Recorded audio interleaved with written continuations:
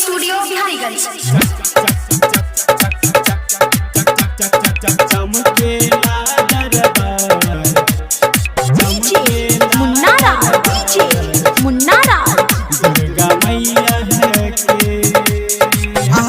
दशहरा मेला महेशपुर में लागल बा।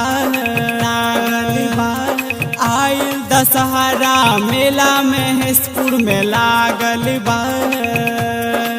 चकमक चमकेला दरबार देवी मैया है के। चकमक चमकेला दरबार दुर्गा मैया है के।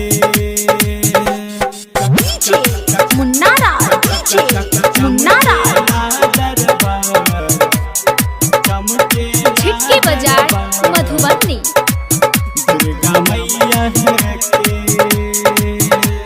माई के महिमा महान बा। झूठल दुनिया जहान बा। कोई के पुजरिया माई कत सगरो जय जयकार बा।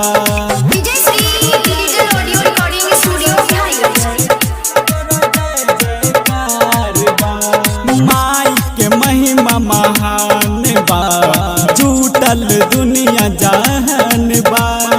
कोई के पुजरिया माई कत सगरो जय जयकार बा।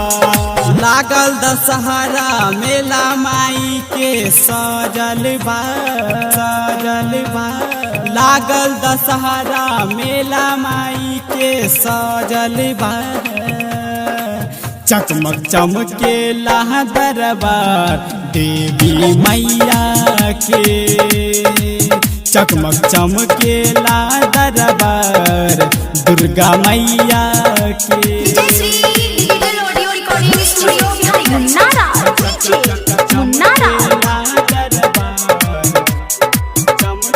छिटकी बाजार मधुबनी। दुर्गा मैया है के। माई के शक्तिया पार बा। झूमत गौवा जावार बा। आवेला माई के दर में खुशियाँ ढेरों हजार बा। खुशियाँ ढेरों हजार बा। माई के शक्तिया पार बा। झूमत गौवा जावार बा। आवेला माई के दर में खुशियाँ ढेरों हजार बा। गावे भजनिया माई के कुंदन गावेला।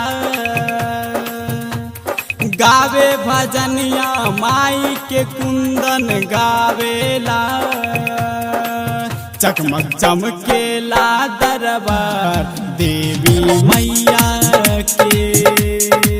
चकमक चमकेला दरबार दुर्गा मैया के।